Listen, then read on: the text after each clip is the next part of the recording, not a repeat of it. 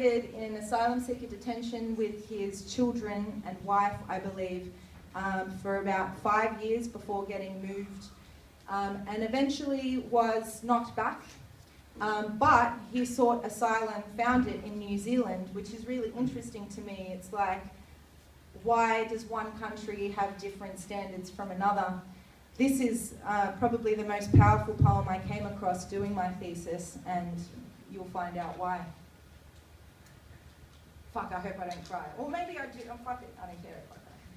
A lesson in drawing.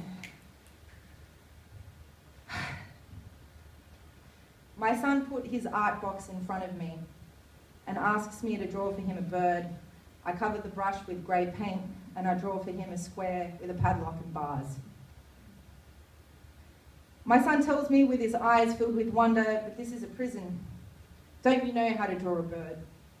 I tell him, my son, forgive me, I don't remember the shape of birds. My son puts his pencil box in front of me and asks me to draw for him the sea. I take a lead pencil and a black circle I draw. My son tells me, but this is a black circle, Dad. Don't you know how to draw the sea? Also, don't you know that the colour of the sea is blue? I tell him, my son, I was in my time so skilled at drawing the seas, but today they took away the hook from me and my fishing boat. They forbid me to communicate with the colour blue and catch the fish of freedom.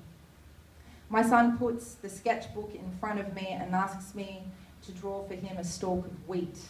I hold the pen and I draw for him a gun. My son mocked my ignorance in the art of drawing and tells me astonishingly, don't you know, Dad, the difference between a stalk of grain and a gun? I tell him, son, I knew in the past the shape of a stalk of wheat, the shape of bread, the shape of a rose. But in this metallic age, where the trees of woods enlisted with the militia men, and where a rose wears patches of cloth, in the time of armed stalks of wheat, armed birds, armed culture, and armed religion, there is no bread to buy without discovering a gun lying inside. There is no rose I can pick without raising its arms in my face. There is no book to buy from the library without exploding between these fingers. My son sits at the edge of the bed and asks me to read him a poem. My tear drops on the pillow.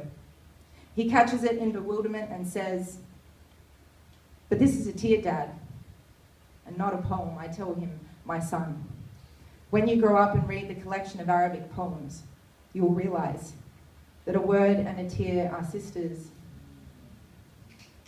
and that the Arabic poem is only a tear rolling between the fingers.